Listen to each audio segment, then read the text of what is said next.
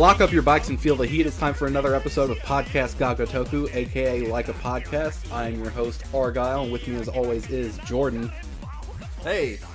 And we have a very special guest this week. Introduce Hello. yourself. I'm Daniel Silva, patriarch of the Sonic the Hedgehog clan. I would love to see a Yakuza game about the Sonic the Hedgehog clan. I was gonna call you Daniel, but then you did it first, so now I can't do it, and it's not funny anymore. Damn, Daniel. Back at it again at Back at it again with the Blue Hedgehogs. Back at it again at the Blue Hedgehogs. Do you think that like the Chaotix team would be like the Omi alliance of Sonic? No, actually, Sonic I think it Yakuza? would be the Air Riders. Honestly, The Air Riders are like, without jumping too far ahead, they're like the Korean mafia. Of, okay, yeah, they're the Jingwon Mafia. They're Jingwon Mafia. So how's it been with everyone lately? I've had an extremely busy series of days just doing different things. I've been watching a little Chambara Samurai action. I've been playing Wonderful 101 out on Switch now, which is pretty cool. Only digital. I've been working a lot. I got the physical tier, so I don't have Wonderful 101 yet, but I've played it before, so it's fine. Yeah. Fallout 76 had a free weekend, so I tried it out for free, and then after the free weekend ended, I bought the game and became a fake Fallout fan. You're Nice. You're not a real Fallout fan unless you play Fallout 1 and then complain about Fallout 3. So Oh my god. Fucking no mutants pretty allowed. sure exactly. I'm pretty sure if you're a Fallout fan, all you're legally allowed to do is complain. Like, you're not allowed to say good things, you're just allowed to be angry online and say, like, you know, games were better back in the day. Of 2010. Yeah, games were better. New Vegas is the best game ever made. That's another thing you're allowed to say.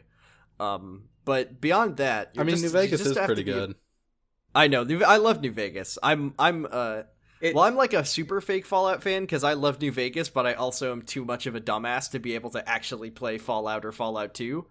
So I'm just kind of like in that middle ground of I appreciate those games. I just can't play them. I don't see it. Yeah, I played them back in the day. They have not aged super well. Mostly mechanically. Writing-wise, they're alright. Todd Howard, though, am I right? I don't know if I mentioned it last week, but instead of playing Skyrim, like I said before, I decided to get into a good game called The Witcher 3. And it's pretty good. I got past the prologue, and I haven't done anything since then, but yeah, that's good. Yeah, it's good, and I also regret to inform everyone that I'm playing Apex Legends again. Oops. Yeah, it's good. I'm having a lot of fun, actually, because I've won a few matches. Before we get cracking on the Yakuza, as is our custom, because that's what our podcast about, I have to ask you an important Witcher question, Argyle, because there are two kinds of people who play The Witcher. There's the people who hear about Gwent and say, absolutely not, no thanks, I'll never ever touch it, don't even ever mention it again. And then there's the people who say, oh, this is just the game now. This is a Gwent game with like a story mode that has nothing to do with Gwent that sort of exists around it. And which one are you? Mostly the former. I've tried to play Gwent. I'll admit, I'm trying it. I think I'll give it a fair shot this time, but I'm not too optimistic about it. What if they put a Yakuza like deck builder in one of these games? I mean, they have, you know, Ochi whatever and Oichi Kabun and whatever all those crazy card games are. But what if there was one that was just like Texas Hold'em is kind of a deck building game. Kiryu plays Hearthstone. You know, I honestly really wish these games had something like that. Like just a good old, like if Kiryu could play Yu-Gi-Oh against someone, that would be fun. That's what what's the thing from Kiwami is? Yeah, that would be. I would like it if it were that and not what it actually is, which is Yakuza themed, which is JCC but bug themed and slightly less worse. Yakuza deck builder where you're playing with the telephone cards that you find around the city. That would completely recontextualize Mr. Libido as just a card game fanatic.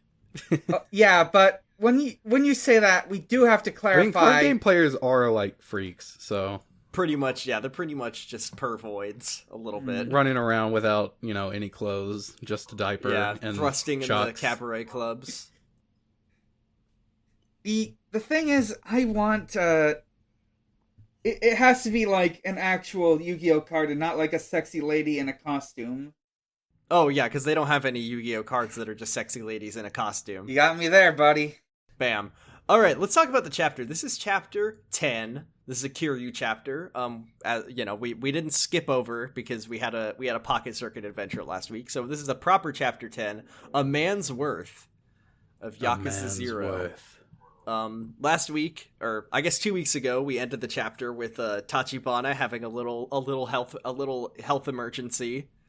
And how does that resolve? I have to disclose. I lost my notes for the beginning of this. I am kind of flying without any sort of notes up until we leave the first little cutscene chunk of the game. I was able to take some notes if you want me to help fill in. Oh yeah, you and Argyle can take the lead here. All right. I'll offer my own twisted commentary. So we resume action in kind of a weird little hospital room.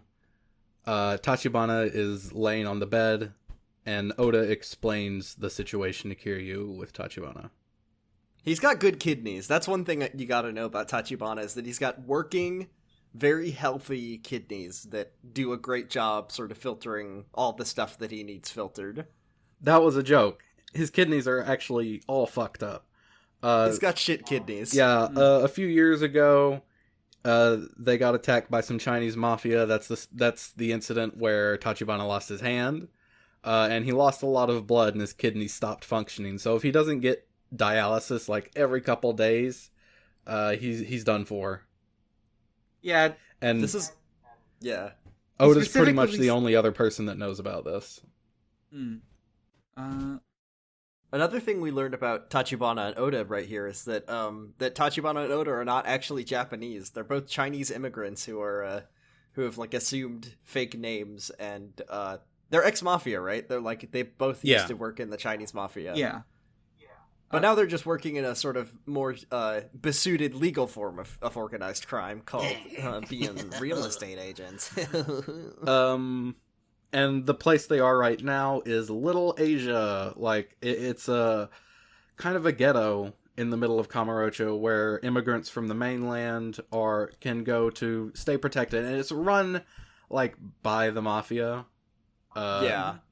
This is we actually get two, maybe three really important locations in in the Yakuza, like, world in the game series that we actually meet for the first time in this game. Yeah. Or this chapter, I should say. Oh. So the first one is, Little Asia, right? So this is a place that always exists in Kamurocho, and it's where the Chinese immigrants live in the city. It's pretty run down. Obviously, this is kind of like, the disparity between, or the sort of, these Chinese people come and then they have to live in this slum because the Yakuza basically won't let them live anywhere nicer. Yeah. We find out later that, like, the Chinese mafia used to go toe to toe with, like, the Tojo clan, but after they call them the Tojo clan. Yeah, a series of bloody raids and battles, they've been mostly wiped out and sequestered to this small area, these back alleys and twisting streets. You can only sometimes go to Little Asia in these games. Mm-hmm. Little Asia, as I like to call it. Like, sometimes it's just completely barred off. I think there's some games where you don't even visit it, but it is always in the city. And sometimes it looks different. Huh. Okay. Yeah. That's good to know, because I think when I was looking at the Kiwami map, if Little Asia is in future games, that's good to know, because I think the first game it actually appears in is 4. Yeah. Yeah. No, it's in Yakuza 3, I think. Is? Oh, it's not. Yeah, I'm pretty sure it is. No, yeah, it's not. But then are you sure? I'm telling you, it's not. Okay. Yeah, I couldn't find it when I was in Kiwami, and I was very, very worried that Little Asia got gentrified to death between 0 and Kiwami. Oh no, that happens between 5 and 6. Oh. So Oda basically, he says Tachibana's getting kidney dialysis. He's unavailable. So I'm gonna take you to one of the three elders of Little Asia. He's like, bigwig in the mafia, and we're gonna talk to him and see if we can like sort of get you squared away here. His name is Elder Chen, so let's go meet him, and then we gotta talk about as they're leaving the room. We gotta talk about camera, our friend which Tachibana. has been at some very strategic, suspicious angles. This whole cutscene pans down, and we see the bottom half of Tachibana's left arm. And it's got a bat tattoo on it. Oh no! Oh no! Hey, when you first played Yakuza 0, how did you feel about seeing Tachibana's bat tattoo? The man with the bat tattoo. I said, "Oh fuck! Oh god, no! Uh-oh! Holy fuck! Oh fuck! Oh fuck! Oh god! Oh god! What have I done?" I'm sure that's nothing. I'm sure it's fine. We don't know anyone with a bat tattoo. There's nothing that means... I mean, it's just a cool tattoo, right? Yeah, I mean, it is a pretty cool looking tattoo. Yeah, there's nothing. It means absolutely nothing, so we can just move on. Yeah, I mean, good tattoo, it's sort of like how Kiryu has a big dragon tattoo on his back. Yeah. It's just really cool. It's just really cool and awesome looking. It's just pretty cool. He's got a tattoo on his left hand. He's got a tattoo of a bat, and then on his right hand, he's got a tattoo of the Joker, and it's really cool. Sometimes I make him kiss. Do you think that when he was still alive, do you think that when Hai Li ever like killed a person who just had a Batman tattoo, like just some tourist coming to Osaka, just some Batman like comic book fan, just like showed up and he's? I mean, like, I don't think there's a too bad a chance of like one of the gangsters he killed having a Batman tattoo. I just love Batman, he said before being killed by Wen Hai Li. Rest in peace. Yeah, I'm getting sworn into the Yakuza, and as like my ceremonial tattoo, I'm just like, hey, can I get like a sweet fucking Batman logo like on my shoulder blade? Can I get like a tattoo of like Marilyn Monroe, but she looks like Poison Ivy and she's smoking a doink? She's got two guns. I would like a tattoo of a very large rodent, and below him it says the word swaggy. Can I get a tattoo on my back? It's my Yakuza tattoo. It's of Calvin from Calvin and Hobbes, and he's pissing on the Omi Alliance. God, that'd be so cool. Has there been like an edit of Kiryu like taking off his shirt and it just cuts to like his back and it's just Big Chungus? It's dick butt. I feel like I've definitely seen in like an edit where the tattoo is something else, but I can't remember it. Hear you. Yeah, we were... so Oda escorts you through the twisting, turning alleys of Little Asia to a little restaurant tucked away where you meet Elder Chin. Just kind of an old guy. Yeah. Who says, please get out. In many words, he says, the Yakuza, the Tojo clan sucks. They've fucked us over really good, and I'm not keeping Kiryu here, especially because the Dojima family is trying to kill him. He also mentions that Kazuma, our good dad who can do nothing wrong, was involved in some dispute that left many women and children dead and slaughtered in the streets. Yeah, and Oda's like, hey dude, that happened before Kiryu joined the Dojima family, and Kiryu just says, yeah, I know, but I'm just making small talk. Yeah, dude. he says it's just like, just on. a little, just chit chat, just a little, just a little shooting the shit, cutting it up, and just, having a nice little convo about how your dad killed children. Kiryu looks at the camera and makes Jim Halpert face. The Curb Your Enthusiasm music plays. It just says, it says Kazuma has never done anything wrong, and then it cuts to a flashback, and the It's Always Sunny music starts playing, and it says Kazuma slaughters the Chinese mafia. So yeah, he kicks Kiryu out. They go outside, and they're in the alleyways talking. Tachibana has restored his kidney juice. He's fine.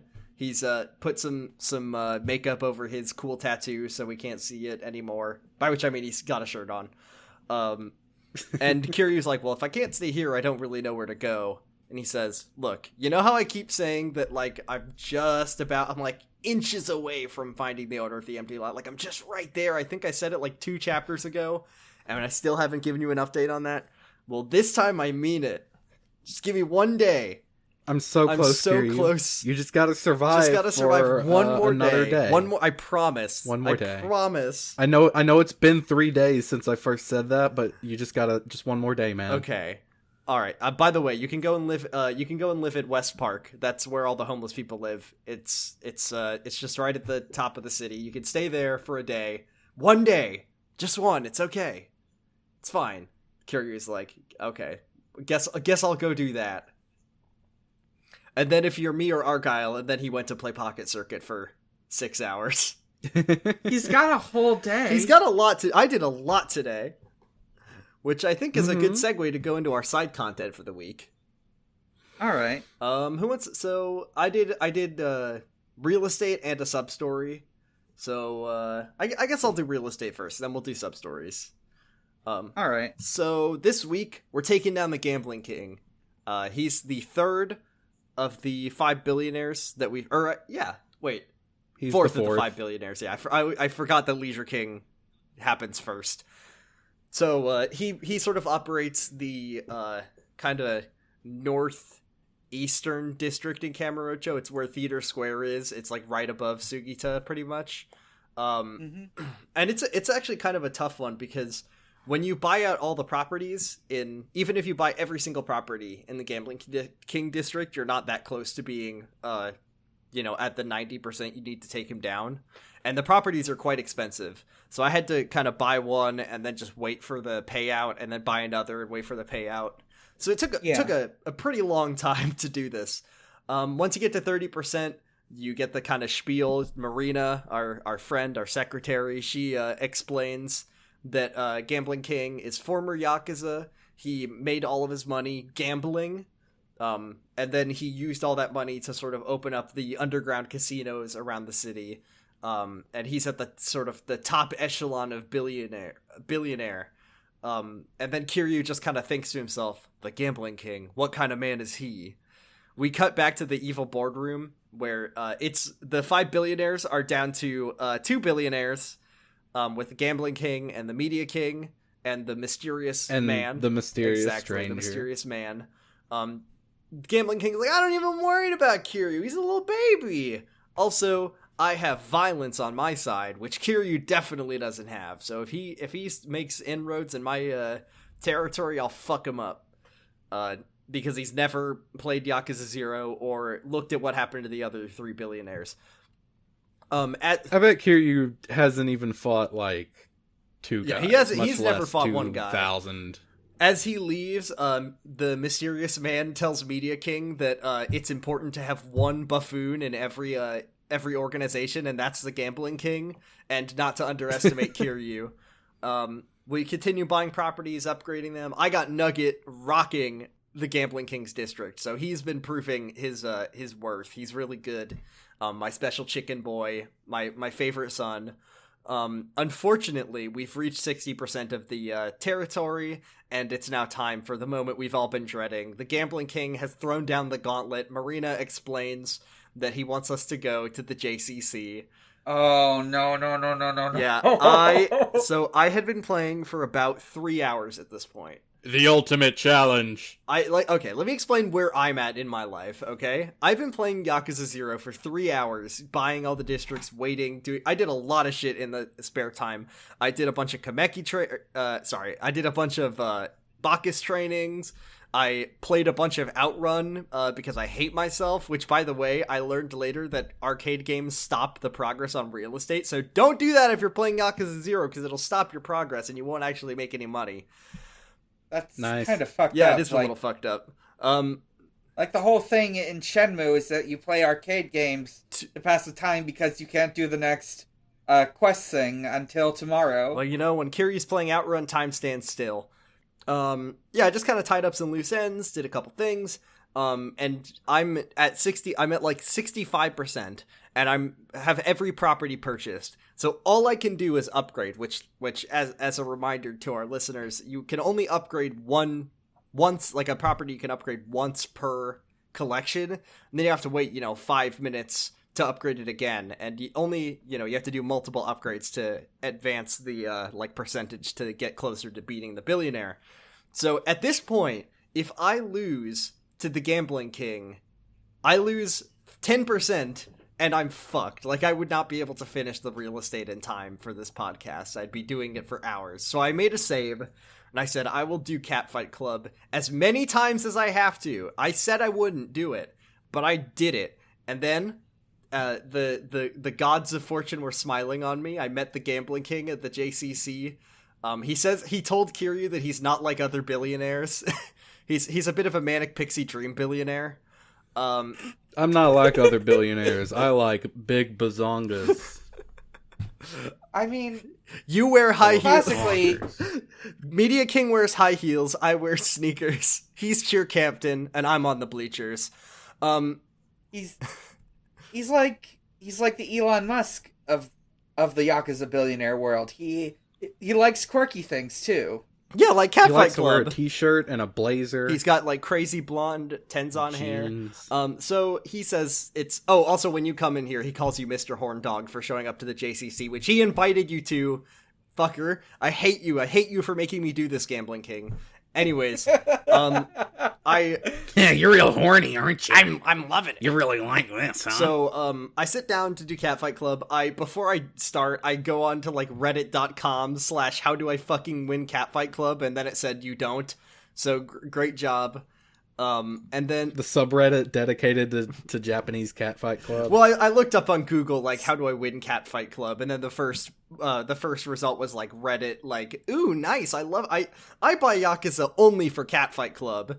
But I was just like, well, I guess I'll just pick, and then I picked, and then I skipped all the cutscenes. Well, first I watched and I nodded and I said, I'm of the male demographic. This is for me. I like this. And then I said, this is something for me.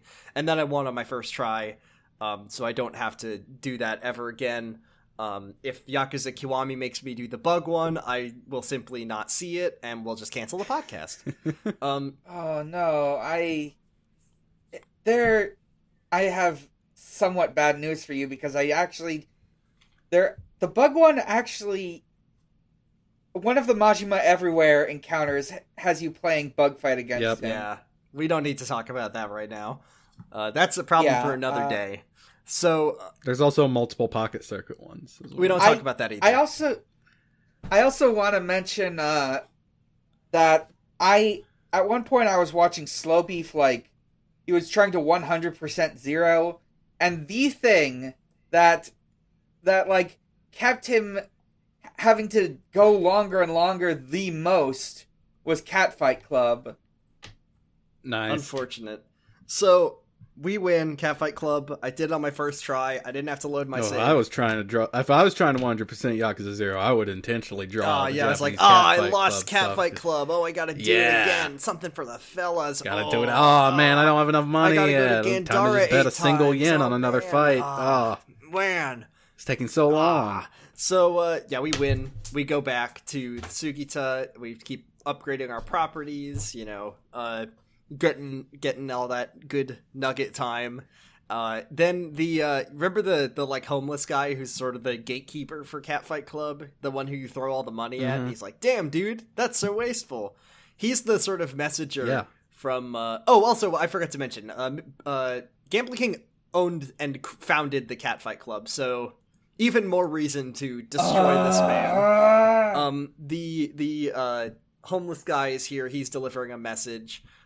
He is kind of doing this weird thing with Marina. He's like, "Oh, you're gonna die if you go fight the Gambling King. You and your girl should elope and skip town." And then Kiryu's like, I'm not. I don't even know. But then Marina's like, well, if you want to, President. Oh, heart emoji. She literally has a heart emoji. She does that shit all the time. And then Kiryu says, I don't even. And then she gets offended for some reason. I wonder why. And then Yamanoi says, as great as you are with finance, you're clueless with women. We meet Gambling King outside Mock Bowl. Bada bing, bada boom. Complete domination. He's dead on the pavement. Whatever. And then Media King... Yay! Media King shows up. He says... And I love this line. He says, us 5 billionaires have confiscated all of your properties and funds, Gambling King. You know, the 5 billionaires. Media King, So they I'm. what 5 billionaires? It's just you now. So they It's such an impressive title, though. You can't just change it. yeah, you're right. He's just split his body into 5. The 1 billionaire The 1 has billionaire, confiscated yeah. your remaining property. So they did. He got all of what happens to everyone. He got kicked out, and now he's working for me. He doesn't have a security guy, by the way. It's just him. And then back at the mysterious boardroom, the mystery man says, like it's important that we remain free of empathy in the world of business. All that matters is acquiring as much money as possible. And then he tells the media king that if he loses to Kiryu, he'll discard him as well. Nothing personal, it's just money. Now we have an important visitor. Get him ready. And who walks in? It's Yamanoi. Oh! Dun dun dun. And that's it for the To be continued? To be continued? Well, Media King is the final boss, and then this mystery man is the next boss. All right, who wants to do their sub story? I would like to do mine. Go for it. This one I believe is called Watery Investments, or A Watery Investment. Kiryu, he's going about his day. He's just finished a very fun session of Space Harrier. He cried to the music. It's beautiful. And he sees just outside of Club Sega, Kiryu sees these ruffians harassing this middle-aged woman, and he says, one of them, he's like, hey, stop, I can't let you beat up an innocent woman. And one of them says, hey, we're the victims here. And then Kiryu fights them. He wins. And then the lady, she says, thank you so much. I should give you an extravagant gift. Hang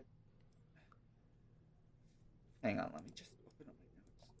Yeah, so, I don't remember if it's in this scene or the next scene, but her name's Nezu, and she says, so do you want to talk with me for a moment about this, gift?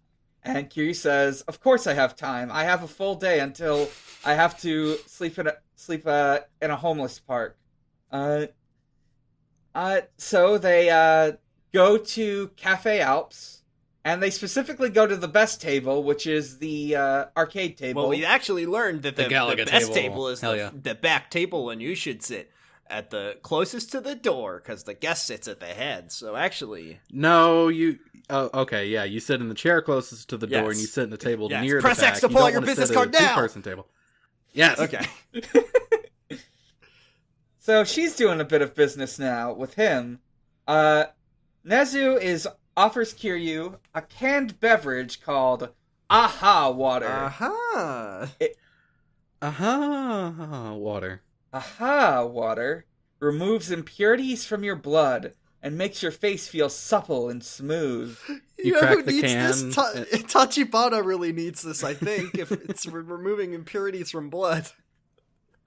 You crack the can and Take On Me starts playing. Yeah. It can be used for cooking, and it makes everything taste better. It improves the natural flavors. And Kiryu thinks to himself, I need to eat better, that's true. He does pretty much only eat the instant stuff and whatever's at a restaurant. Michael's secret stuff. Yeah, he eats hundreds and hundreds of convenience store pork bentos and sushi sets. He eats pizza la pizza that he ordered at the Smile Burger. And he just eats out all the time. He eats a lot of fast food. He eats a little bit like Donald Trump. I guess so, yeah. She then says it also provides steel hard firmness down there. Oh, God. Kiryu's like... Legs?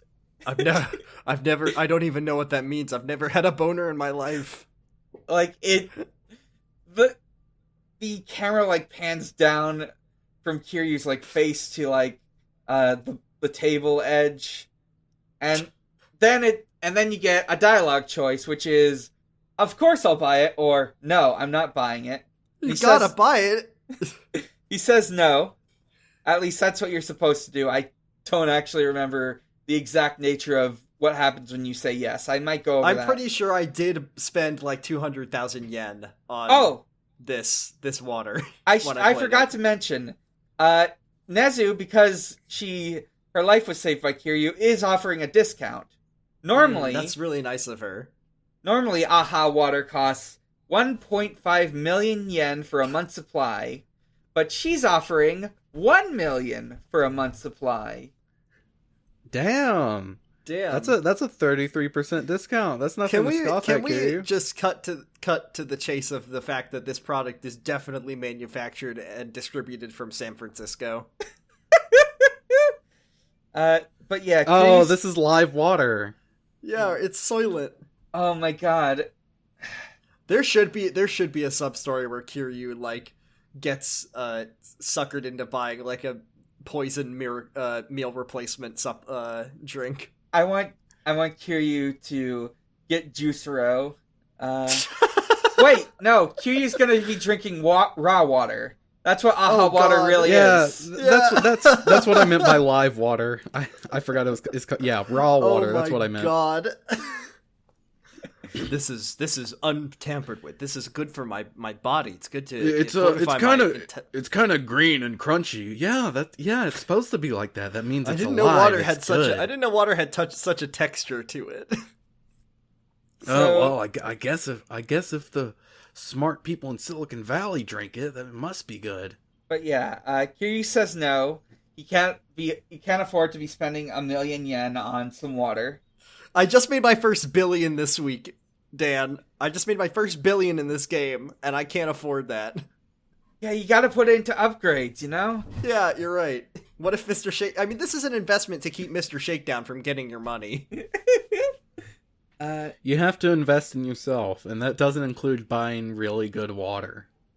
You might think it means that, but no. We've gone over this.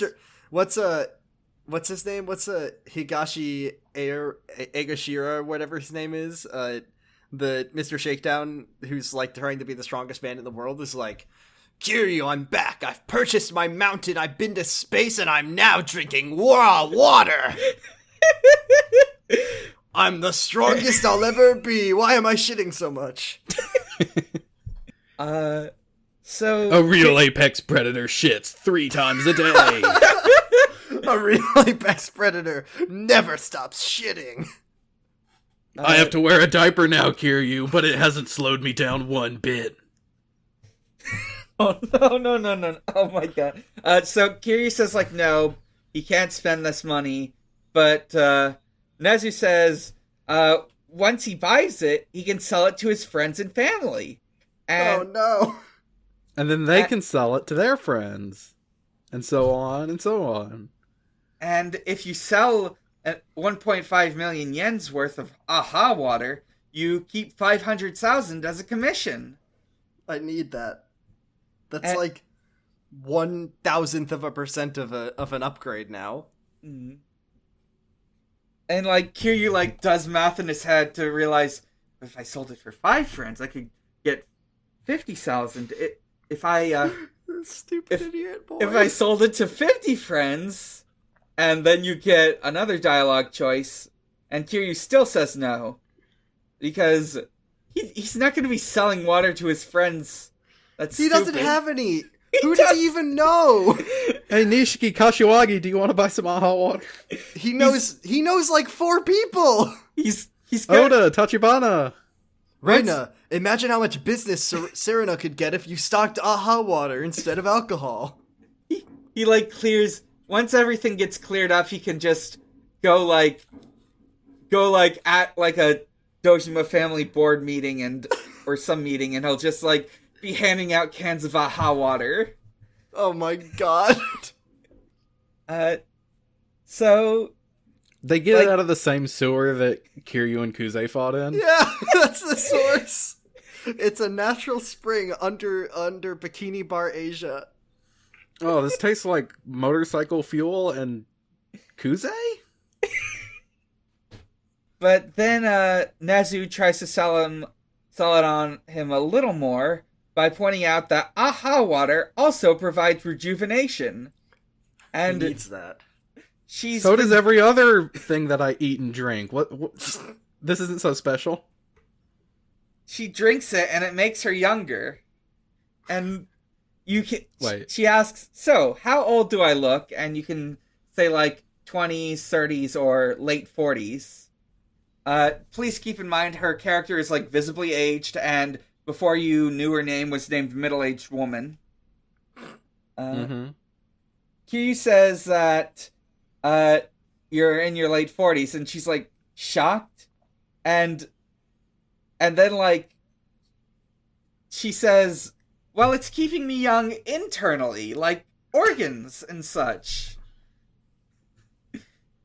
And there's not a single wrinkle on my brain now. My brain is completely smooth. It's completely smooth.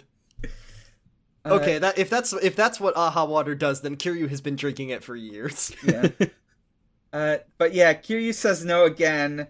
He points out, this lady fooled Kazuma into buying it for Sunflower Orphanage. He's like, "I don't need to buy water that'll keep me youthful. I'm 20.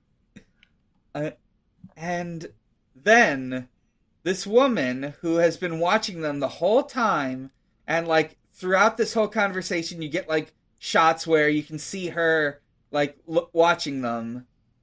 This lady walks up, and her name is Now. She's Aha Water's sales strategy team's account executive. Kiryu goes, "Ooh, pretty lady." Showing awooga. Kiryu's mouth drops to the floor, and his eyes bounce out, and his tongue sticks out. Like a cartoon wolf. And you get 5 dialogue options. Oh, now says oh my God. Now it says she can offer something a little more just for him. And he's like, "A little more? What could that mean?" And you get 5 dialogue options that are, "Okay."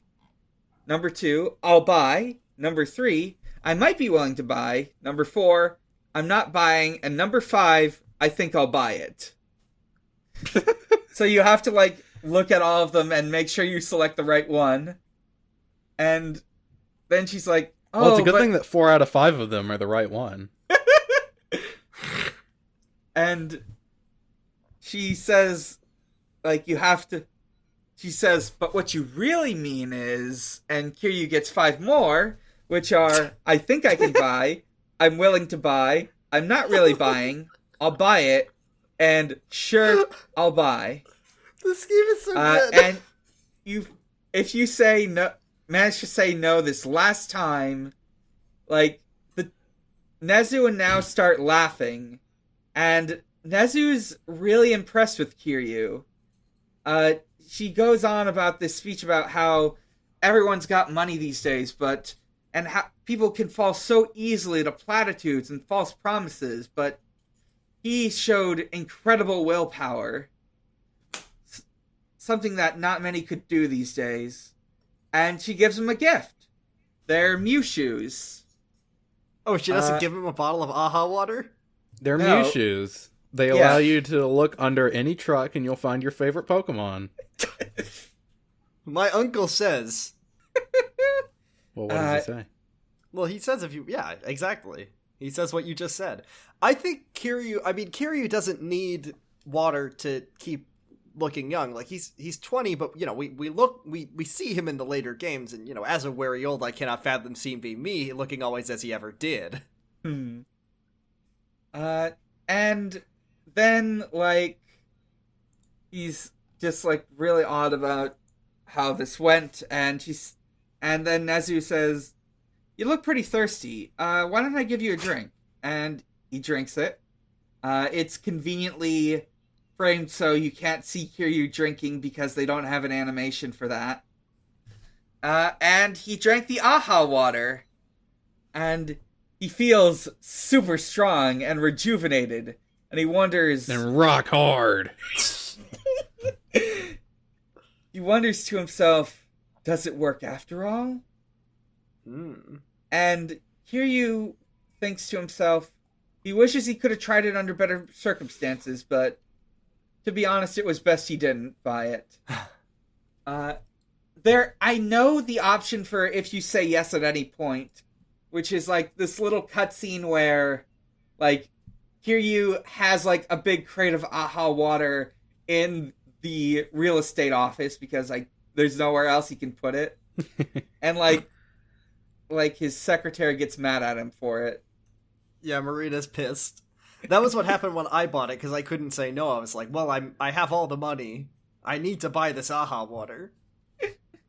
Marina, would you like to buy some AHA water? And she's like, I can't say no to you, Mr. President. If you sell some to one of your friends, you'll get 500,000 yen out of it. And I'll get 500,000. Hey, boy! What's that water? Are you drinking AHA water? An alcoholic AHA water for Bacchus. Bacchus, this water will make the organized hitman stop trying to murder you. And he's like, well, I can't say no to that, boy. God, that one's a good one. Argyle, what's your water this week? They're selling water.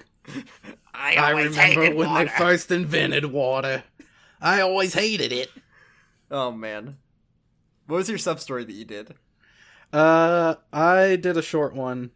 I didn't write down the number this time, but it's Miracle in Maharaja. Yeah. This is one that I thought about doing, but then I thought, maybe not.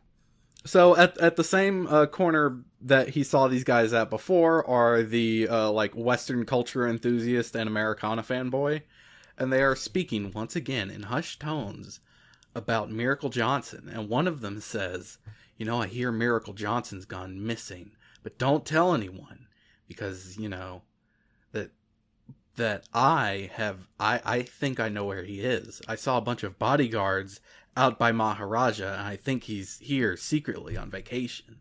Miracle is missing, and I hear if you want to find him, you'll have to go on an adventure through time and learn about different cultures. You have to go to ancient Rome and uncover the Pompeii bread. So Kiryu, hearing that his good friend Miracle Johnson might be back in town, decides to go check out Maharaja. You get there, and there's a big beefy foreigner out front. You talk to him, and you're like, "Hey, can I get in? I'm good friends with Miracle. You know, I just want to say hi." And the dude's like, "They all say that." Yeah. He's just like, "No, you're not. What the fuck are you talking about? Get out of here, man." And Kiryu is insistent. The foreigner is even more insistent, and they get into a fight because of it. And this guy is named Gomez. He's got quite a bit of health, but he's not too bad. You beat him up. And then once you beat him up, the guy's like, "I'll never let you through. I'll die if I have to. You'll never get to Miracle." And Kiryu's just like, "Oh, so Miracle Johnson is in there, huh?" And just then somebody comes out to check out what the commotion is all about, and it's none other than Lewis. Remember Lewis? Yeah. No. He's one of the honkies. He's not Steven Spining. He's the other one. Yeah. Doesn't he have, like, really weird voice lines? Oh, yeah. He does say, like, hey, and okay. Like, he does Dave Chappelle white guy voice. He comes out and he says, "Hey, it's Kiryu. That's none other than the star of Kamurocho himself. He's friends with Miracle Johnson. Let him in, Gomez." And Gomez offers Kiryu like a partnership bodyguarding Miracle. Kiryu turns him down because, I mean, he's already turned that job down. And you go into Maharaja and you find Miracle just dancing by himself. He's striking poses, the music's playing, he's having a good time, and he says, "Hey, it's Kiryu! I just wanted to come here to, dance, because Maharaja is like the best club ever. I'm gonna build one back in America for me to hang out in. I like it so much." And Kiryu is like, "Oh, yeah, that's cool, man. So, like, you're just dancing here?" And Miracle says, "Yeah, join me, dude. We'll dance together." Kiryu is reluctant at first, but Miracle talks him into it. Eventually to the point where Kiryu is even like striking the miracle pose. Oh, he loves it. Yeah, he spins, he does the pose. And then you get into a dance battle with Miracle Johnson. It's set to the song that's canonically written by him, right? Yeah, Miracle Johnson dances to his own music, which is a little strange. As opposed to other musicians who don't dance to their own music. The fuck are you talking about? He's out at the club. He's having a club night. He's got a DJ, and he's like, he's the pop star Prince. He's like, put on that song by Miracle Johnson. I love that one. Yeah, come on, Miracle. You got Friday Night. You got whatever Disco Queen or all the other ones, and you have to dance to "I Want to Make Her Mine." Branch out, Miracle. That's your job, is to dance to "I Want to Make Her Mine." Well, he just likes doing it so much. I guess he just loves his own music so much. Yeah, you get into a dance battle with him, which, you both dance at the same time and you try to get a higher score. And it is impossible, literally impossible to beat him. You cannot beat him. Just watching him in action is astounding. He gets so many points and steps in between the beats. It's a tool-assisted dance battle. Yeah, pretty much. Like, he ended up getting double my score by the end of it. I think he had about 12,000 and I had 6,000 at the end. 6,000 is still pretty and good. I didn't do bad. I didn't miss any beats. I just didn't get nearly as many. I didn't get that many steps either, but you're just not Miracle Johnson. Yeah, I'm not Miracle Johnson. I looked it up on YouTube. Is it possible to beat Miracle Johnson? And one of the comments on one of the videos I watched was yeah, it's straight up impossible. Somebody has modded the game to where you get more points than him, but you still lose at the end of it. But I mean, unmodded, it's just entirely impossible to even get more points than him. It's like the bunny hood, the jogging man in Ocarina of Time. No matter how good you do, he'll always be 1 second faster than you. Miracle Johnson's the mission in... Miracle Johnson's the boss you fight at the start of the game that you lose to cinematically, and then he's the fixed fight. Yeah, he's what's his name? Sigma. He's from Bowser Mega Man in X. Paper Mario. Yeah. Yeah, you get your ass beat. Kiryu's worn out. He can't dance anymore. Miracle's still raring to go, but they had a good time. They had a lot of fun. And as a consolation prize, he has Gomez and Lewis bring out a couple of boxes. Once again, one big black one and one small white one. And he makes you choose black or white. I don't know what's in the white one. I forget, but you want to pick the black one here because that gets you the encounter finder, which is, a pretty essential item. I think he gives you a shirt or something in the white one. Yeah. Or in the black one, the big black one. I know there was a shirt in the white one in the first Miracle that could mission. be what it was. That's probably what it is. It's whatever it is. It's also worthless in this one. So you just want to go for the black one and get the encounter finder. And Miracle says, "Hey, if there's any way I could repay you, just hit me up, man. I love being your friend. I love you. Come on." And he will be recruited as an advisor to your real estate business. And he is one of the best ones. He's so good, but he is quite expensive. Doesn't Director Spinning also show up to deliver Never Director Spinning is not in this one, no. Oh, when does he'll come and work for you at some point? Yeah, though. I know. Yeah, presumably that's after Miracle on Tenkaichi Street. Yeah, I guess so, because he shows up and he is a manager, I think. Yeah, he's not in this one. Lewis is, no, but Spinning is not. I think what happened was I did both of them back to back when I first played it, so they both, were in the big line at the door of Sugita trying to come and work for me. Yeah, but Miracle's one of the better advice. He's probably the most powerful one for entertainment districts. He has a double circle in it, and he costs, I think, about 50 million yen each time you use him. He's a pricey but he's boy. Absolutely worth it. A lot of the later properties are entertainment ones, and since they're more expensive, they take longer to upgrade. But he will get the most bang for your buck, if you want to do it in the least amount of cycles possible. I will be recruiting Miracle Johnson for when I do Media King. Mm-hmm. And that's it? Oh, yep, my turn. So I did 3 sub-stories that are all kind of one big sub-story, which is they're all called Help Wanted. There's Help Wanted 1, 2, and 3. So if you're walking around Kamurocho, it's right by Mockbull. You'll see these 2 people who are like, these days, the job market, we're just trying to find employment. I don't know if there's employment at the local real estate, et cetera, et cetera. And you're just like, whatever. People are looking for jobs, Kiryu thinks to himself. When you go back to the Sugita building, Marina will tell you that they're a little short-staffed, and, they could definitely use some help around the office. It's just her and Kiryu and Yamanoi, who doesn't do anything besides sit in a chair and get his sex store coupons. So she says she's going to put a Help Wanted ad out. You come back and she says that the first interviewee has responded, and that Kiryu is going to interview him, and she says that he needs a certain sagaciousness when interviewing people, and he needs to look distinguished and professional. So please, Kiryu, put on your glasses. Yay. So we get the return of Glasses Kiryu. The first interviewee is a guy named Ijuin. He does this little bit where he keeps knocking on the door until Kiryu lets him in, and then he won't sit down until Kiryu offers him a seat.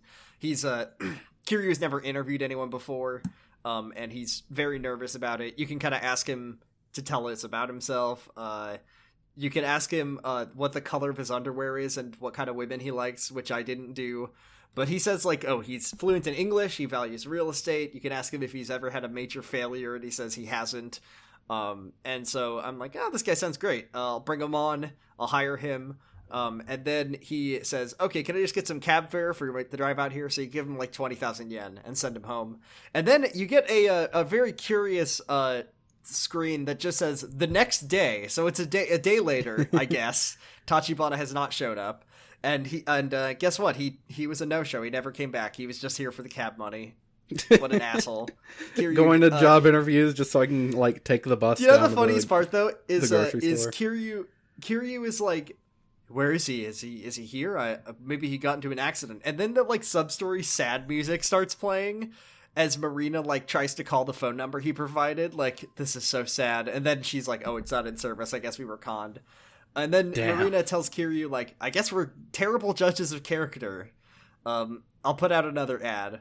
Come back later and you get the second sub-story. It's the number 2. She got a sub-story. She got a application from a woman who had very nice handwriting, and her picture is very cute. Marina, that's not how this works. That's not how you hire. I'll say this: Marina and Kiryu are both a little horny in this one, for different reasons. Because Marina's Kiryu's oh wow, she looks cute, and then Marina says, don't hire based on looks, Kiryu. By the way, you gotta put your glasses back on, Kiryu. And then Kiryu says, I don't like wearing the glasses. And she said, no, you gotta put the glasses on, Kiryu. I love Kiryu's big nerd glasses. They're so good. One of the things I should say about how I played this game was I basically focused entirely on the story and did all the business and sub-story stuff after beating the game. And one of the reasons for that is getting to wear the fun post-game outfits. Yeah. We need the glasses! Why they don't let you wear the glasses? Oh, God, I don't know why the Kiryu's glasses big nerd isn't glasses. one of them. But you know who else loves Kiryu's big nerd glasses? Marina. So Kiryu reluctantly puts the glasses back on. And she says that she likes the way he looks at them, and then the applicant shows up, and Kiryu's like, I guess you're off the hook for now. We're gonna have a talk about this later. Her name is Jogasaki. She apparently worked at she says her family runs a traditional ryokan, an inn in Japan. And she's very formal about it. This is a thing that fucked me up. This line right here, where Kiryu says have a seat. Why don't you tell us about yourself? Tell us about yourself and why you applied. And then Marina says, oh wow, you're very professional, Kiryu. And then Kiryu says to me, he looks at the camera and he says, I picked up a book on interview questions the other day and I read through it and it was very enlightening. And I'm like, when? Kiryu has a during all secret that free inner time life. he has. Yeah, Kiryu has a secret inner life that not even the player gets to see. This is, I don't think, even the last time that this happens in the series. I guess that, like, Kiryu is living an independent life. Like, when you turn the game off, he still keeps going. This is like saying, oh, when does Kiryu ever go to the bathroom? Like, no, it's not. No, it's like Kiryu, yes, it is. It's like, no, fuck you. Yes, it is. Okay, fine. There's a difference between Kiryu having business character development and him, like, doing basic bodily functions. He said he read an entire book in his free time in the day that he was supposed to go and hide out from the Dojima family. He just when you're a kid and you turn off the game and you imagine, like, Sonic and Mario and all the characters, like, you know, what do they do when I'm not playing? Like, Kiryu, he just learns about interviewing people. The way I imagined it when I played it was like I do all these things in the post game, so clearly in the post game he's just chilling. And he's got nothing but free time. He's waiting for Yakuza 1 to happen. Yeah. Mm-hmm. So she explains, you know, she's worked in this ryokan. She ran the kitchen there. She is confident in her fitness and her cooking. Which I said, we're not running a gym or a restaurant. And then I think Kiryu said that too. He's just like, this isn't a restaurant. But you can sort of ask for more details. So, you know, you can ask her about why she doesn't want to run the inn. Instead, she says, like, well, you know, it's a very small, closed world.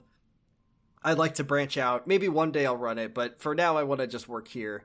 You can ask her, you know, what kind of stuff she likes to cook, and she says she's great at making meatloaf and omelet rice, and she has a great recipe for white sauce, which Marina's like, damn, you make white sauce? That's so hard. It's so easy to mess up. Yeah, I just produce it out of my wand. My wand, great. Yeah. And then, oh, this is great. She says, like, and yeah, my fitness, I was in dance club in college, and I'm very healthy, and I've, you know, it's very strenuous exercise, despite the way it looks. And then Kiryu's like, oh, I bet you did a lot of traditional dance at the inn for your customers. And then Marina says, wow, I bet she looks so good in a kimono. And then Kiryu says, yeah, I wouldn't mind seeing that. Can you both just, like, calm down? You're interviewing this woman. And then the last thing, Marina's like, do you have any questions for us? And she says, is there a large inequality gap between the men and the women in this office? And Marina says, oh, no. And then Jogasaki's like, well, you know, times are changing right now, so it's important to, like, you know, make sure, you know, that the men in the office know that women can do as much as they can. Great. So Kiryu's like, yeah, there's no inequality because Miracle Johnson makes more than any of the men or women. Yeah, that's right. Exactly. And one of the top managers in this office is a chicken. Yeah. Kiryu, you know, she seems like a great hire, but Kiryu's kind of thrown off by something. Maybe it's because he got burned last time, like something went wrong. But he's like something about her story just doesn't add up. And this rules. This is like some real Ace Attorney shit. I love it. Oh yeah. You have to, like, pick apart her testimony, and the thing you have to say is, she says she was in charge at the Japanese inn, right? But what did she say her like, best recipes are? It was, like, meatloaf and white sauce, and it's like, objection! And then, you know, you're like, you said that you make a great meatloaf, but that's not what you'd serve at a traditional inn. That's, like, a Western-style food. And then she says, you know, her like, you depict apart my testimony, sprite pops up, and her, like, face goes all crazy, and she's like, I lied about everything! She says that she made up everything on her resume. She never worked at an inn. She said she did dance, but she likes hip-hop, which Kiryu says, like, he turns into Komeki, and he's like, teach me more about this breaking dance. And then Kiryu says, get out, I'm not even going to give you the money. And then she says, this is so weird. She says, like, you're a liar, you lied to me. And then Kiryu says, you padded out your resume. He says something about, like, this is the real world, princess, and you're living in it. This is the real world is a jungle, not a playground, so go out and fetch some crummy water instead of Pokemon creatures. Get out of my sight! And then she leaves, and then Marina's like, well, that sucked. Guess we need more applicants. Fine. Last applicant says, blurry picture, and the writing on the resume was completely illegible, but he's got a college degree. Kiryu says that the quality of the applicants has just gone to the toilet, and Marina says beggars can't be choosers. You had 3. Please, for the love of God, Kiryu, put those glasses on and send me lots of pictures. She says, I like a solidly built man in glasses, so she's not even trying to hide it anymore. You ever thought about starting an OnlyFans? You just, Hey, Kiryu, can you show me that sexy bowling form? Hey, Kiryu, Marina... Can you just, like... it's been a long day. Take off those shoes, office. Kiryu. Fuck, you beat me to the damn joke, yeah. Kiryu, can you send me some high-res glossy JPEGs of your feet, please? Yeah, so You ever thought about wearing the glasses while you bowl? I think that'd be, like... I think it would really help you. Her and Emery definitely hang out. So like this last guy, his name is Koshimizu. He comes in, he's stuttering, he's really nervous, and Marina's like totally not into this guy. I mean, he kind of sucks, right? And then all of a sudden, I would not like to imagine him in a kimono. No, yeah, he's not. I wouldn't even want to see him in a sexy pair of glasses.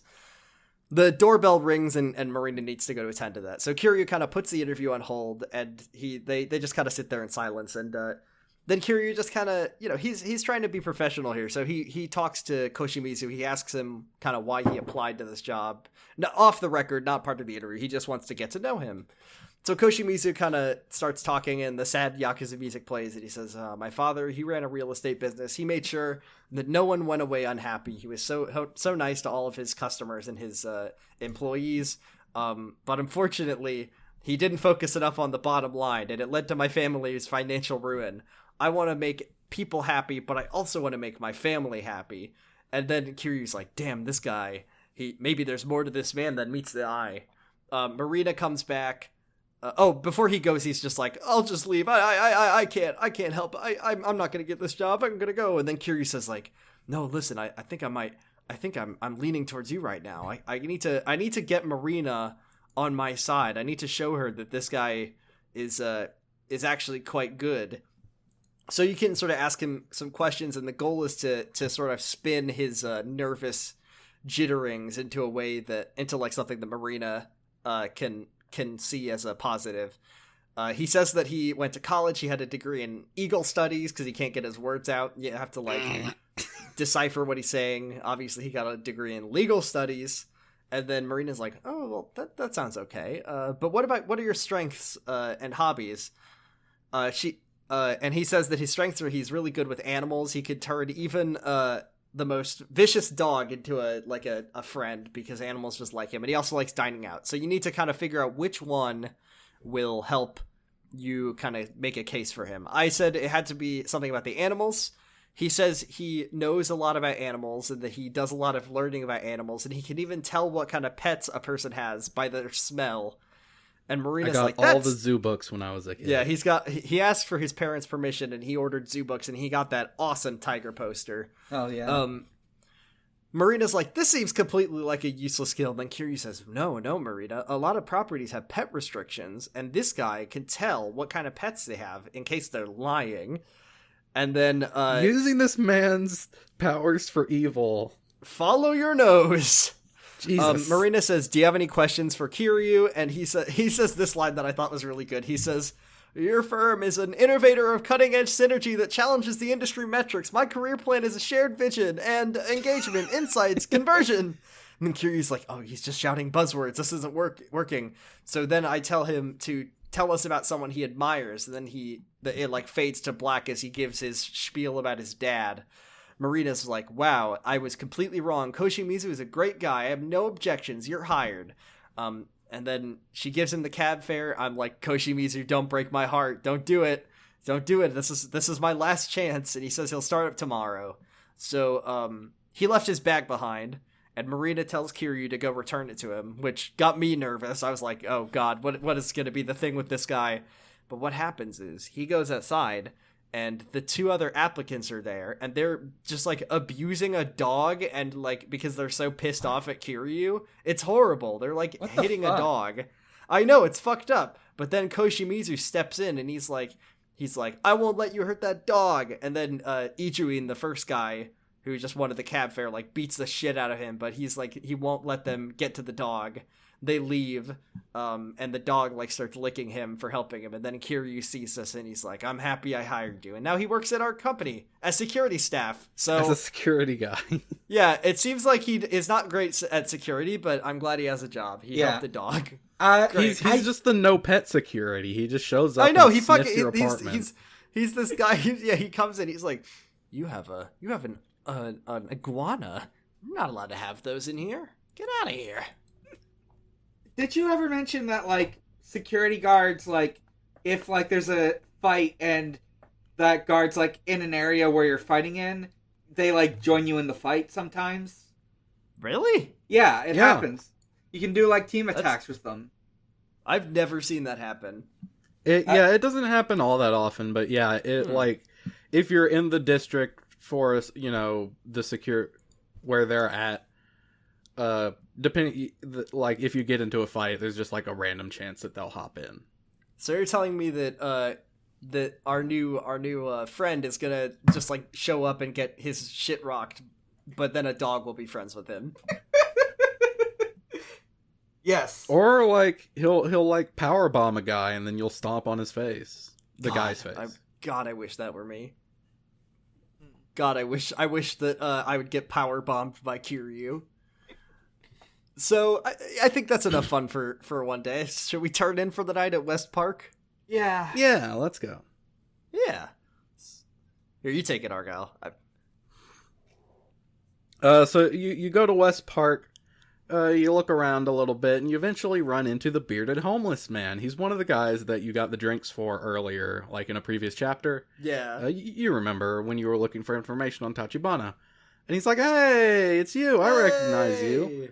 You know, you got his drinks, remember? And Kiryu, is like, yeah, I remember you. You doing all right? Blah, blah, blah. You know, I'm just looking for a place to stay because I lost my home too. And the bearded homeless guy offers to let Kiryu stay in his little shack. So, you know, Kiryu goes to sleep.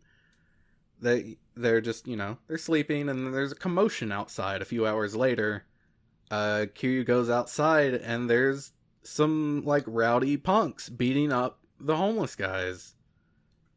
They're homeless hunters. There's a kind of an ongoing problem, and will continue to be an ongoing problem in Kamurocho, of just, like, young men beating the shit out of homeless people for undefined reasons. This is like a problem in, like, Japan, or at least Tokyo, right? Because I know this is a thing. I assume it's an actual thing. That's horrific. That, once again, I think we've talked about this before, but, like, the ongoing trend in the entire Yakuza series is that the homeless population is, like, pretty much universally very nice, and they always help Kiryu out, or, like, whoever you're playing as, the homeless people will always help them out. They just kind of have their own thing going on, like, they have their own little city. Like, right now it's in West Park, but sometimes it moves to different parts of the city, depending on, you know, what's being built when. Yeah, they have their own little community, but they're always being put upon by, you know, a lot of times people. Teenagers with baseball bats and shit. Yeah. So we gotta help him out. Yeah, so Kiryu steps in, he's like, hey, what the fuck are you doing? You just, like, beat up homeless guys? And they say, yeah. We're minors. We could kill these dudes, and we wouldn't even be in jail for a day. It's good. And much like Daigo Dojima's sub-story, it's time to beat up some teenagers. Yeah, so Kiryu punches one of them out, and they're like, hey, you gonna pay for my hospital bills, you fuck? You know, like, I'm gonna fucking kill you, dude. I've always wanted to watch someone die.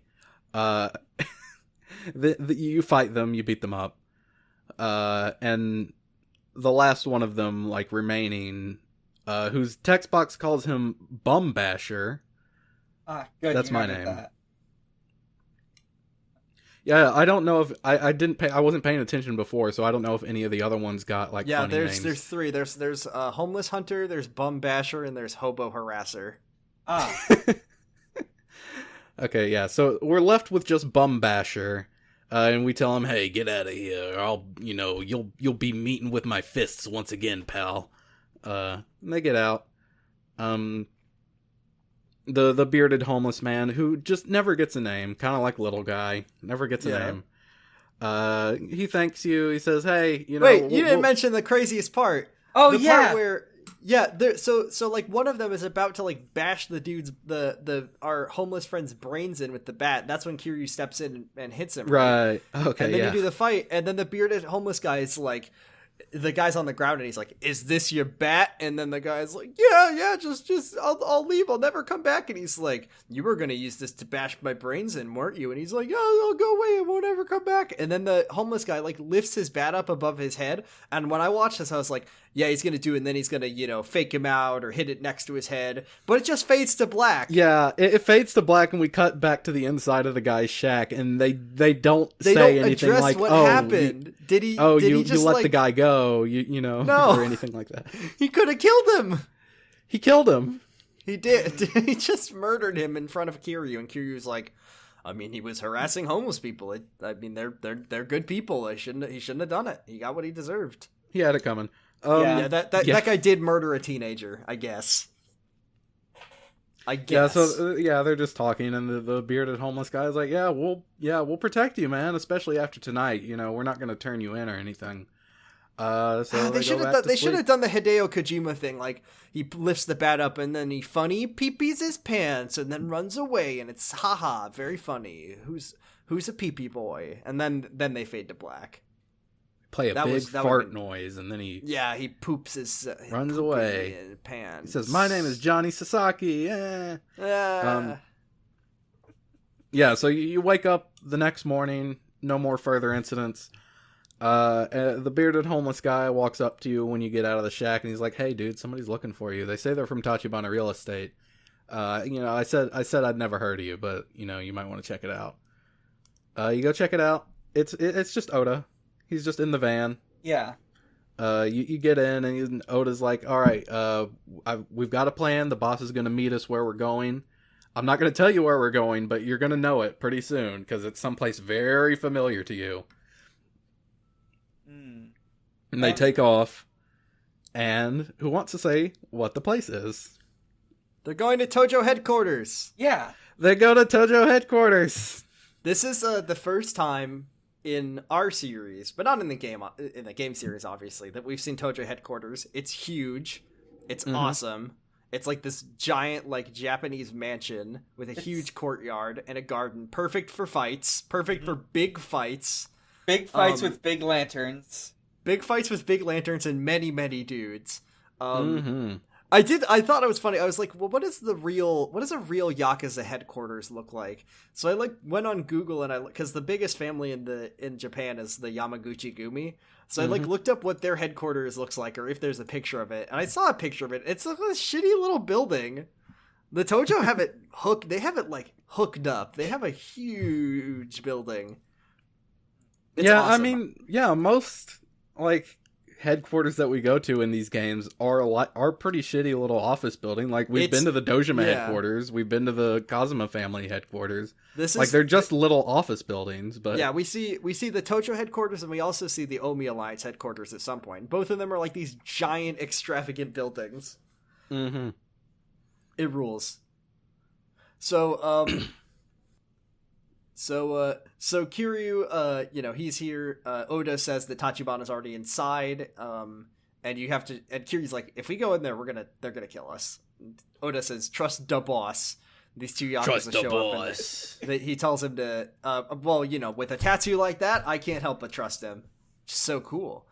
So Tachibana knows it's a dangerous gamble. This is what Oda says. But that's business for you. So they escort Kiryu up to the main boardroom. This is another... I mean, this whole place is kind of iconic in the series, but, like, this room in particular is, like, this is where the magic happens.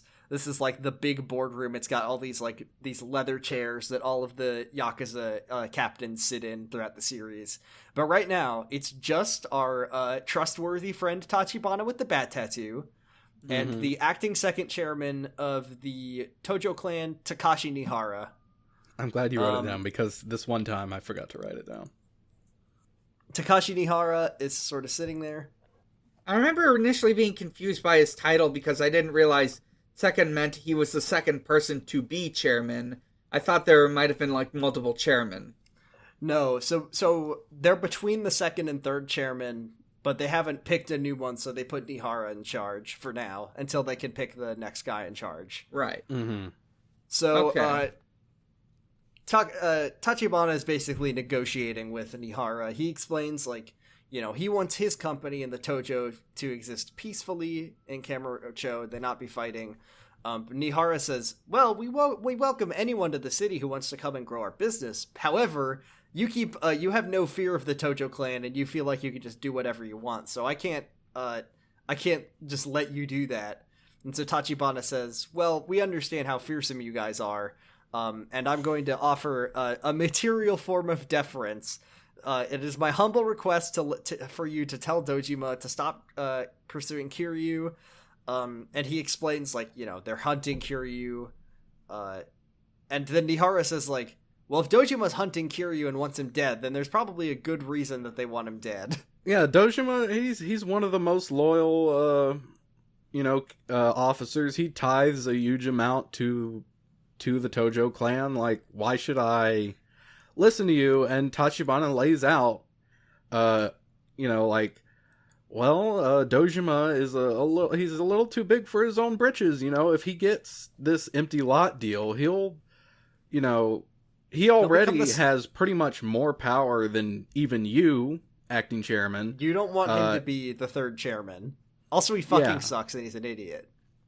It's mainly his lieutenants who are doing all the work. Yeah, he's fucking stupid. You don't want him in charge. He's an autocrat, unlike most Yakuza patriarchs. And if he gets this empty lot deal, he's almost assured to be the third chairman.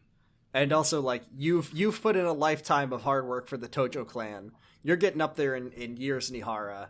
And if you want your cushy, retirement where everyone kind of respects you and you have a say in things, if Dojima takes over, there's absolutely no chance that he will show any respect to his elders in the faction.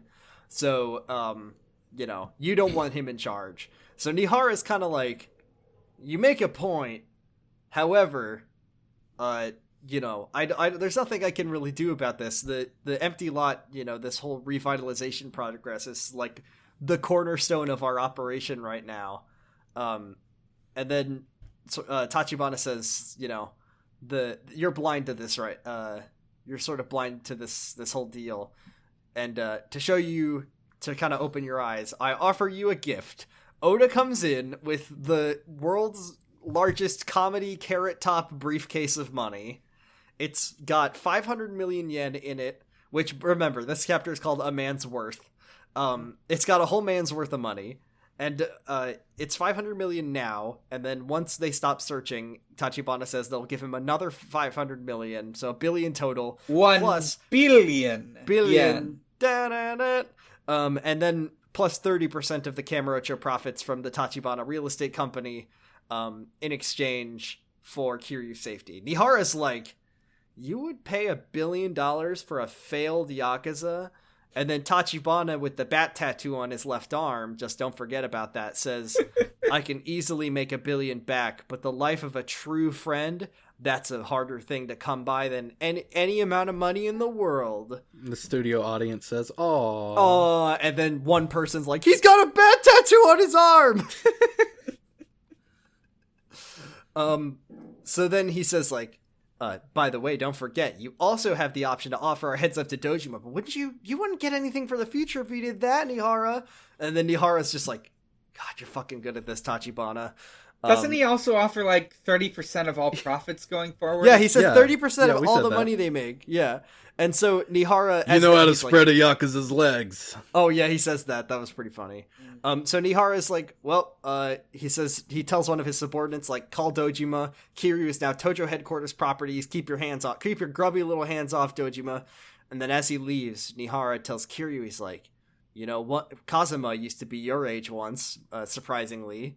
And he was once 20, and do you know what kind of Yakuza he was? He was strong and fearless. He redefined what it meant to be a man. He was Gillette, the best a man can get. Wow. And he's like, if I could have paid 1 billion yen for him, I would have done it in a heartbeat. Are you a man worth 1 billion yen, Kiryu Kazuma? Yeah, he says, prove it. So it's time to leave. Walk out the door. Let's time to go. just leave. Go Time right to out walk the front out. door with no trouble. right down the Nope. stairs. That's it. There it is. Anyways, they get to the lobby, and there's like 40 goons waiting for them, Uh-oh. looking at them menacingly. This is funny. Yeah, they're standing there menacingly. I like this because Tachibana says, well, I expected this to happen if negotiations failed, but and then Kiryu says, no, this isn't negotiations failing. This is just a matter of protocol. Which, see, I was having thoughts about this because that doesn't make sense on a like a story level or on a Yakuza level. Like, yeah, whenever you just walk into Tojo headquarters, you have to fight your way out. And then I remembered every other game in the series. So I think what Kiryu should have said is, this isn't, negotiations didn't fail. This is just a matter of Yakuza's series tradition. If I walk into Tojo headquarters, I'm definitely fighting my way out. I mean, think about, like, all the high-ranking Yakuza in this game, like Kuze and Awano and so on and so forth. They're all really good and strong. They got that big and strong because they have to do this every single time. Every time you need to leave Tojo Clan, you have to go through a 100-man spanking machine.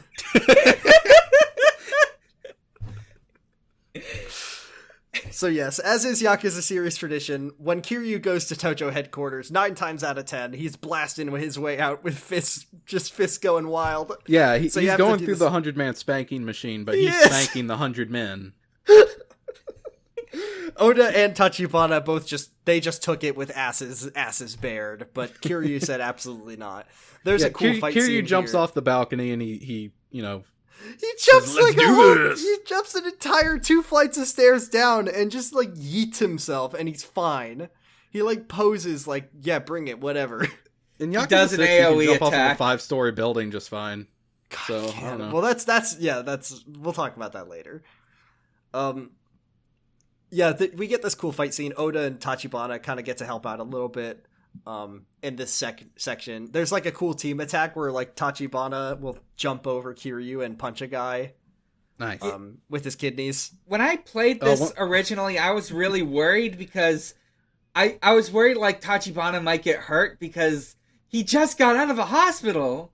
He's fine. It's also, not even a real hospital. I'm really worried about Tachibana's safety. What if that bat tattoo that he has gets, scuffed up in the fight? I'm really worried about. He just got off of dialysis. He's at maximum power right now. That's true. His kidneys have never been healthier. He's like, my blood is perfectly clean. This is like Popeye with his spinach. He just gets dialysis and then his muscles like turn into steamships. There's a cool part where our friend Oda throws, like, there's a dude with a sword, and Oda like throws a sword to Kiryu, and he like blocks it behind the back. It's awesome. It's so good. Yeah. So we blast our way out of Tojo headquarters and drive away. We've proved our right to leave. But on our way out, what's his name? Nihara? I already forgot his name. Nihara. Nishira? Yeah, he's standing there. He's standing there like, and he nods like, wow, I guess you are a Kazuma 2 sequel. You may one day grow into be a monster just like he is. You might also slaughter children and women. Yeah, that was the thing I was wondering. What was he saying? Like, you'll be the strongest Yakuza of them all, that you can fight everyone everywhere, or is he saying you'll be a monster like Kazuma because you're murdering lots of innocent people all the time? No, he means it in a good way. Like, yeah, the good kind of monster, not the Kazuma kind of monster. I'm starting to think that Kazuma might not be the greatest guy. No, he's fine. He's cool. He's fine. He's honorable. He's an honorable Yakuza. It's fine. He's a total badass. He's got 2 guns, bitch. That's later. We don't need to talk about Kazuma's double guns. So we just got out. Are we at the scene at the dock? We're at the pier. Yeah, we're at Miss Tatsu's pier. There's only one. Yeah, I guess she's not here right now. Yeah, she's doing her house calls. She's at home. She's making more Miss Tatsu drinks. She's drinking her AHA water. That's what the Tatsu drinks are. She's just relabeled the AHA water. Yeah. She's investing in herself. Mm-hmm. Oh, so Tachibana says he finally knows who... Oh, wait. Did we do the scene at the... Oh, yeah, we need to talk about that!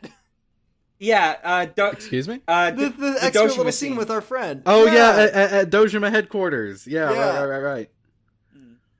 That's pretty important. It's really good. Yeah, so between when they leave Tojo HQ and when we go to the pier, we cut away to Dojima headquarters, and it's Sohei Dojima. He's just got out of watching Takeshi's Castle again. Of course. He's talking to Shibusawa about the new order to not kill Kiryu.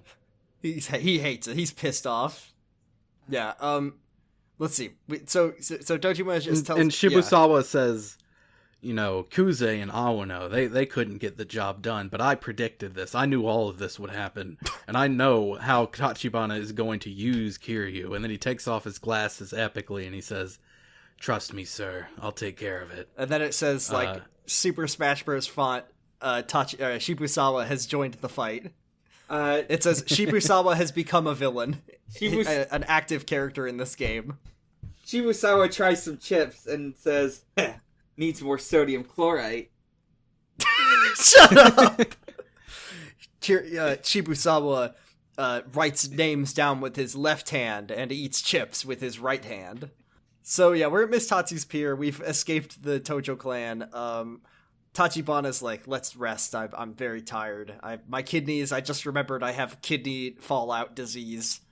And Kiryu's like, why would you pay 1 billion yen for me? And Tachibana says,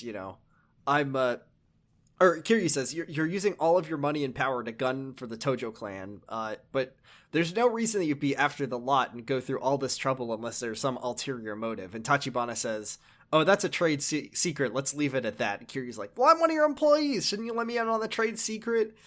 And he's like, and he says, you told me you were just about to find the owner of the lot 3 episodes ago. What's going on? And then Tachibana says, oh, well, guess what? This time I did it for real. And guess what? The owner of the empty lot is in Sotenbori, the other map that exists in the game. They didn't make a third one. And then, but bad news, another faction's already in pursuit.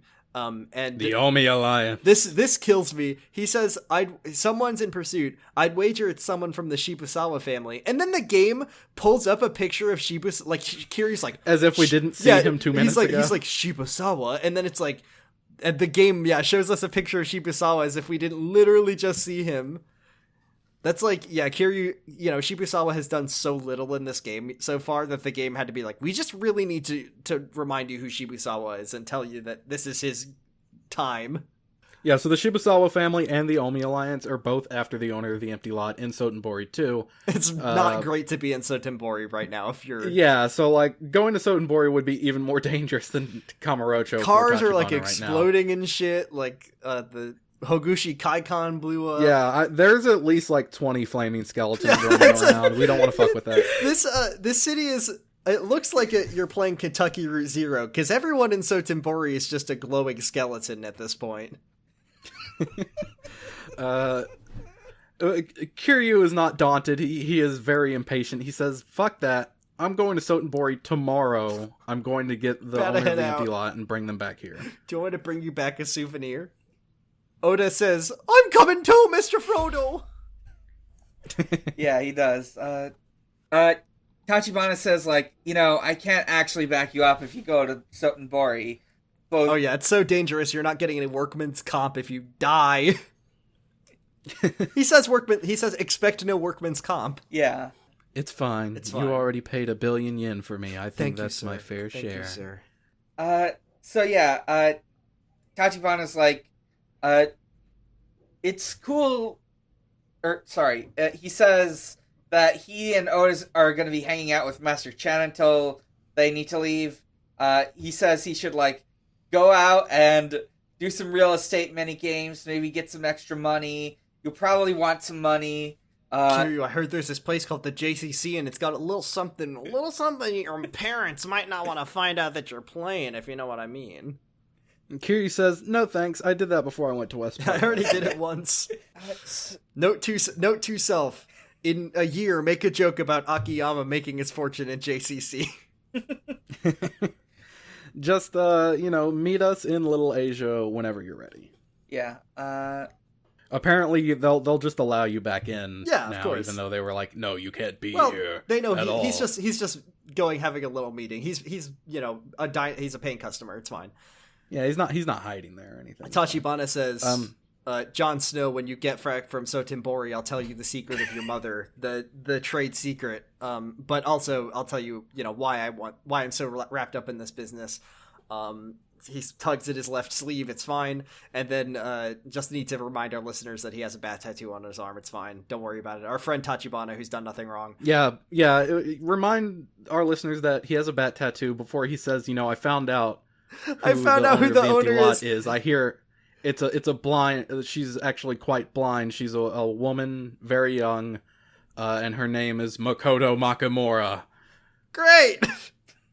The guy with the bat tattoo is looking for Makoto Makimura. I don't know how those two things are related. It's fine. Do you think this means anything? Do you think it means anything? I don't think so. I think it's maybe just some character themes and facts.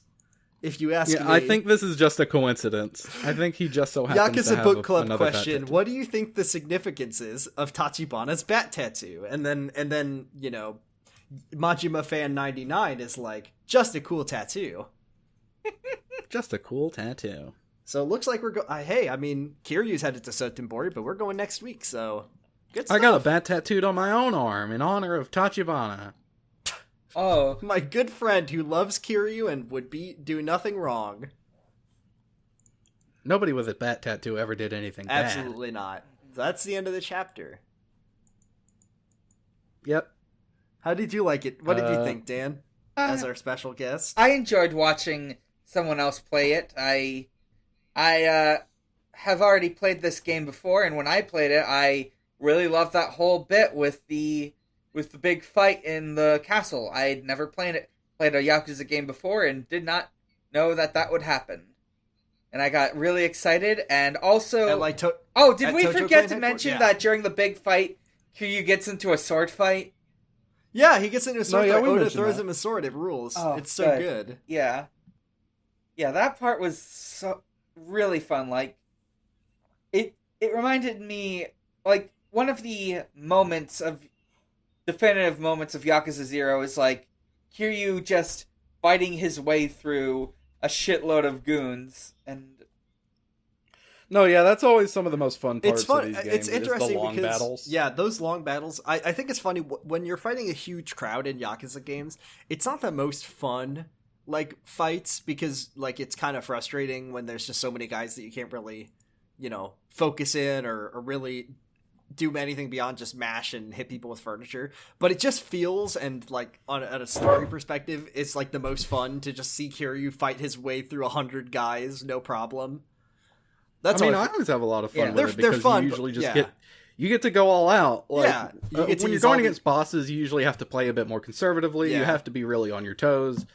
But with these guys, you can just wail on them. You can pull out your Marlin cannon that Officer Stop and Search thought was some sort of adult toy. Yeah, you get to use a bunch of your good heat moves. You get into a bunch of fights with a ton of goons without any pause in between. It's you can do a bunch of street fights and have fun with that, but this is a bunch of street fights linked together with more unique situations and configurations. It's good stuff. All right, let's we got a question this week. Yeah. So this week we have, if you have a question, you can go to our twitter.com/podcastgagotoku. That's podcast GAGOTOKU. I make a post every week about our episode, and if you have a question, you can just stick it in the comments. We have one question this week. It is from our friend of the show, Sarah McCostumes. And hi, Sarah. It's a question that says, how much are each of you worth, personally? Each of you personally worth? I think I'm worth 3 McDonald's 20-piece chicken nuggets and a couple of Big Macs. And I say that as a person who doesn't eat meat or fast food.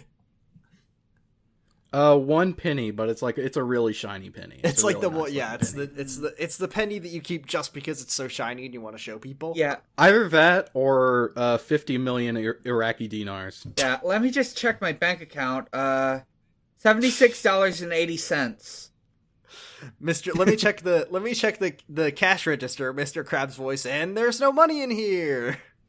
So thanks, Sarah, for making us feel great about ourselves. I'm not sure what you meant by this question. Hillary Clinton voice, I feel great. Well, the episode is called The Man's Worth, and we find out this week that Kiryu is the $1 billion man.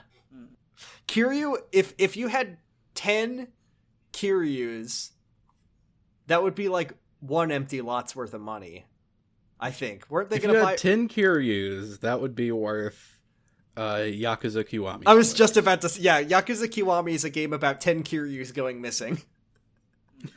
This is how we're going to assess the economy for the rest of the series, is that $1 billion equals one Kiryu.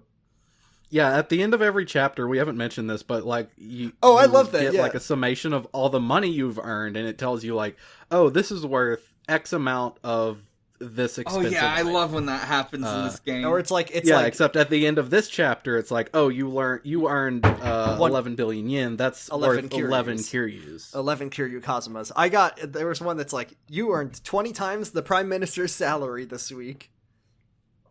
It's always fun. It reminds me of I'm kind of disappointed with that because it's always just like, oh, you got X amount of expensive thing, and not just like it would be a lot more impressive if it was just like one.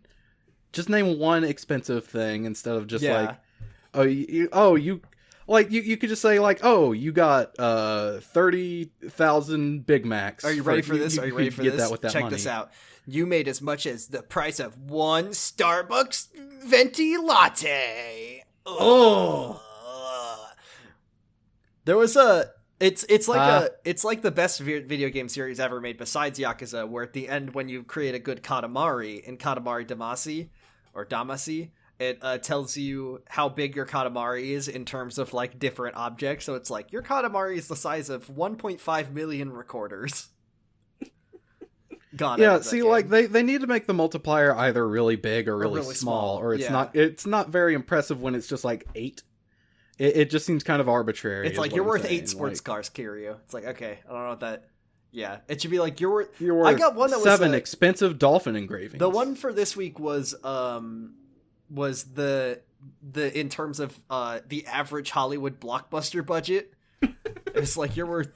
But I don't know when this game was made, or if that's in terms of the 1980s or what. Is it like, am I worth 3 Avengers, or am I worth like, 25 Terminators or whatever? How many like Miracle on Tenkaichi Streets am I worth?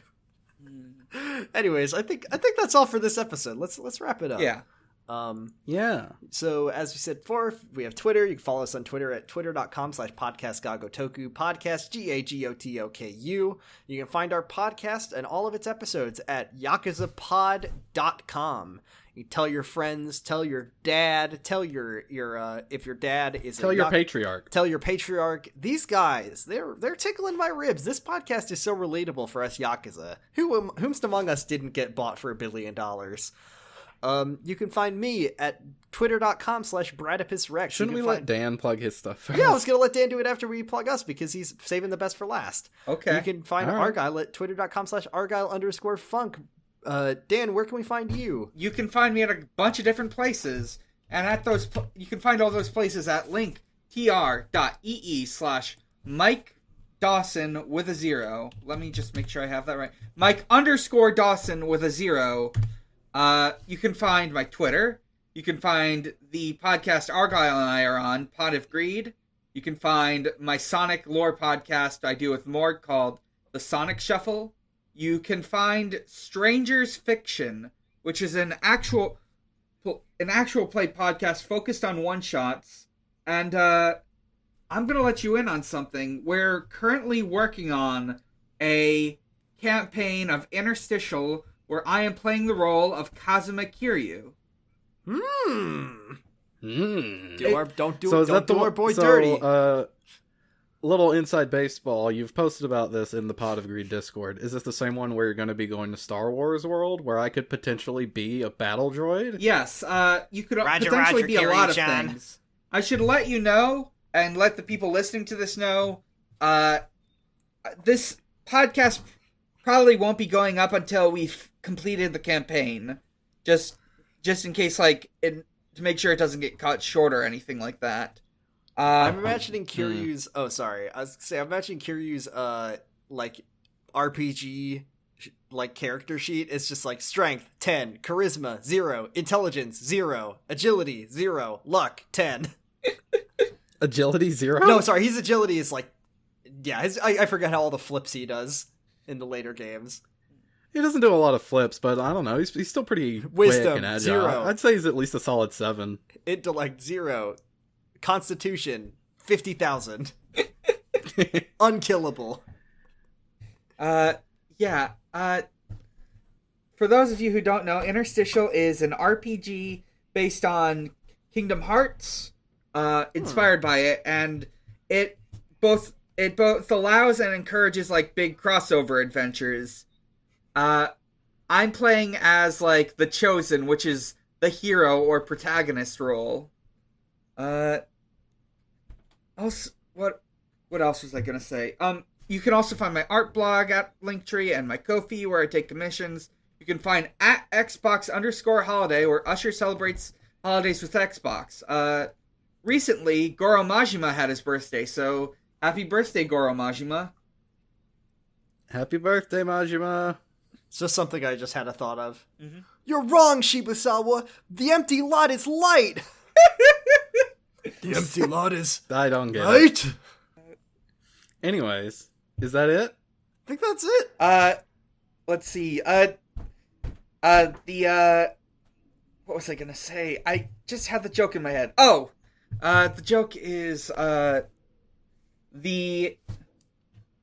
god damn it, I keep forgetting his name. The funny pervert man. Oh, Mr. Libido? Yeah, Mr. Libido gets hit by a Kiryu boulder and Kazuma? dies. It just falls on its head. What if they did a dub of Yakuza 0? Shibusawa was voiced by Billy Zane. Anyways. Oh, you also listen to Jurgenet. That's my podcast. It's fine. It's good. We don't talk about Kingdom Hearts on that one, usually.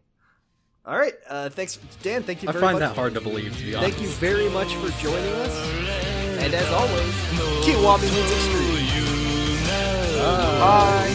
Justice will break in the law, break in the world, 壊せ切り裂け tenderness will break in the loop 六法全書じゃ縛れない波乱分子さ振り上げた握り拳が俺たちのジャッジメント